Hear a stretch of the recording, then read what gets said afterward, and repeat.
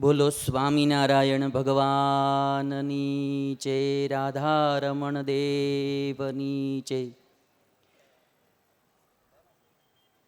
બગસરા ધામમાં સુંદર મજાનું પથ્થરનું મંદિર એનું નિર્માણ થયું અને આજે એ મંદિરમાં ભગવાન શ્રી સ્વામિનારાયણની પ્રતિષ્ઠા થઈ. અક્ષરધામમાંથી મહારાજ આવી અને બગસરાના મંદિરમાં આજ બિરાજિત થયા છે.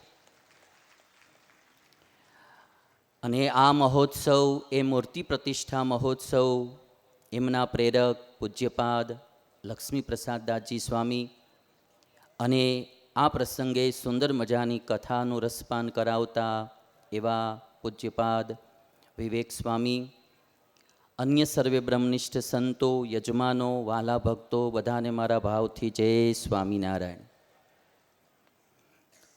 પૂજ્યપાદ લક્ષ્મીપ્રસાદદાસજી સ્વામી અને એમના સંત મંડળે બહુ સુંદર મજાનું મંદિરનું નિર્માણ કર્યું અને સ્વામીનું મંડળ એકદમ નિખાલસ, સરળ અને ભગવાનમાં હેત કરનારું અને ભક્તોને હેત કરાવનારું એવું આ સુંદર મજાનું મંડળ છે. અને આજે ભગવાન પ્રતિષ્ઠિત થયા એ મંદિર હજારો જીવાત્માઓના કલ્યાણનું દ્વાર ખોલનારું મંદિર આજ બગસરામાં તૈયાર થયું છે.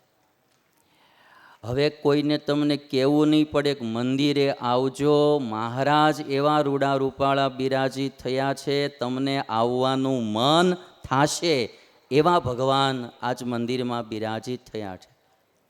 અને ખાસ કરીને વાલા ભક્તો, મંદિર જે છે એ આત્મકલ્યાણ કરવા માટેનું આ મુખ્ય સાધન છે. મંદિર હોય ત્યાં ભગવાન હોય, સંતો હોય, સત્સંગ હોય, ભજન હોય, કીર્તન હોય, કથા વાર્તા હોય અને એના દ્વારા હજારો જીવાત્માઓનું કલ્યાણ થતું રહે. અને એટલા માટે આવો સુંદર મજાનું મંદિર નિર્માણ પામ્યું, સુંદર કથા થઈ રહી છે. અને પૂજ્યપાદ લક્ષ્મીપ્રસાદ સ્વામીનું જીવન તો એકદમ વૈરાગી જીવન છે, નિષ્પૃહી જીવન છે. તમને બધાને ભગવાનમાં હેત કરાવે એવું આ સંત મંડળ છે. અને જ્યાં સુધી અંતરની બધી વાસનાઓ ન ટળે ત્યાં સુધી ભગવાનમાં પ્રીતિ થવી બહુ મુશ્કેલ છે. અને જ્યારે બધી મનોકામનાઓ અંતરની ટળે એટલે ઓટોમેટિક ભગવાનમાં પ્રીતિ થાય. લોયાધામમાં સ્વામિનારાયણ ભગવાન બિરાજિત હતા અને મંદિરમાં એક બાવાજી અને એમના ધર્મપત્ની કીર્તન ગાતા હતા. સ્વામિનારાયણ ભગવાને સુરાખાચરને કીધું કે મહારાજને કહે છે કે સુરાખાચરને કહે છે કે બાપુ આપણે ચાલો કીર્તન સાંભળવા જવું છે. સુરાખાચર કે મહારાજ આપણે ત્યાં નથી જવું, હું એને અહીંયા બોલાવી આવું.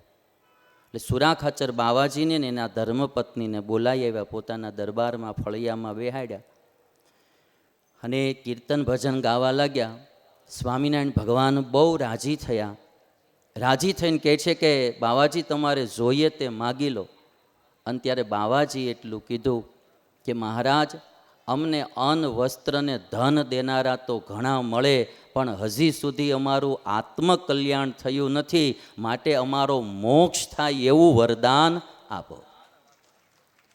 જો આપને ભગવાન માગવાનું કહે ને તો આપણે આ લોકનું માગીએ. ની બાવાજીએ શું માગ્યું કે અન્ન, વસ્ત્ર ને ધન દેનારા તો ઘણા મળે, પણ મોક્ષ દેનારું કોઈ છે નહીં. મારે તમને આજે એ કહેવું છે કે તમને મોક્ષ દેનારું સાધુનું મંડળ આ બગસરામાં મળ્યું છે. અન્ન, વસ્ત્ર, ધન દેનારા તો ઘણા મળે.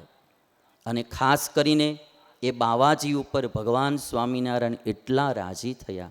એને આ લોકની કોઈ વાસના જ નહોતી. અને વાસનાઓ વહી તો જાય પણ આપણે છોડવી હોય તો મૂળ આપણે છોડવી જ નથી. આપણને એ ગમતી ચીજ છે. એક ભાઈ ડૉક્ટર પાસે ગયેલો અને ડૉક્ટર સાહેબને કહે છે કે સાહેબ રાતે સ્વપ્ના બહુ આવે છે. તો સાહેબ કે ભાઈ સ્વપ્ના તો આવે. તો કહે છે કે સ્વપ્ના આવે એનો વાંધો નહીં, પણ સ્વપ્નમાં નકરા રાત્રે વાંદર્યા આવે છે. તો કે ભાઈ તો વાંદરાય આવે ને પશુ આવે ને પક્ષી આવે. તો કહે છે કે સાહેબ વાંદરા આવે એનો કાંઈ વાંધો નહીં, પણ પાછા સ્વપ્નમાં મારા ક્રિકેટ રમે છે એટલે આખી રાત મારાથી ઊંઘાતું નથી. ડૉક્ટર સાહેબે એને ટેબ્લેટ દીધી અને કીધું કે લ્યો આ ટેબ્લેટ તમે આજે લઈ લેજો એટલે તમને સ્વપ્ન આવતું બંધ થઈ જશે. તો કહેશે કે સાહેબ આ ટેબ્લેટ હું કાલ લઉં તો ચાલશે? ડૉક્ટર સાહેબ કે કેમ? તો કે આજ એ વાંદરાઓની ફાઇનલ છે એ જોઈ લઉં ને કે. એટલે મૂળ આને ક્રિકેટ જોવી બંધ જ નથી કરવી, પછી કે મને રાત્રે સ્વપ્ન બહુ આવે છે. એટલે આપણે બધાને આમ જોવા જઈએ ને તો કૌ સે જાત ન મેલી માયા, કૌ સે જાત ન મેલી. બ્રહ્માનંદ સ્વામી જે બોલ્યા એ માયા ટાળવી એ બહુ કઠણ છે, અને એ માયા ટાળીને ભગવાનમાં પ્રીતિ કરવી એ આત્મકલ્યાણનું મુખ્ય સાધન છે. અને એવું સાધન કરાવનારું સંત મંડળ તમને બગસરામાં મળ્યું છે, માટે એવા સંત મંડળને રાજી કરજો. અને પૂજ્યપાદ નિત્ય સ્વરૂપ સ્વામીએ જેમ વાત કરી, સુંદર મજાની અહીંયા ગૌશાળા બનવાની છે, અને એ ગૌશાળાની ગાયોનું દૂધ ઠાકોરજી અને સંતોને કામમાં આવવાનું છે. માટે બસ હજી 2 દિવસ જ થયા ઉત્તરાયણનો પર્વ ગયો. એ ઉત્તરાયણ પર્વ નિમિત્તે બગસરાની ગૌશાળામાં બધા જ યથાશક્તિ દાન દઈને જાજો. કોઈ એકાદી ગીર ગાયનું દાન કરજો, કોઈ દેશી ગાયનું દાન કરજો, કોઈ ચારા માટેનું દાન કરજો, કોઈ ભૂમિદાનમાં દાન કરજો.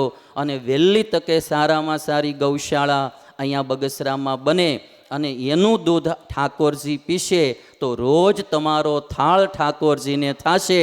એવું ગૌશાળામાં સેવા કરજો. એટલું કંઈ મારી વાણીને વિરામ આપું. જય સ્વામિનારાયણ.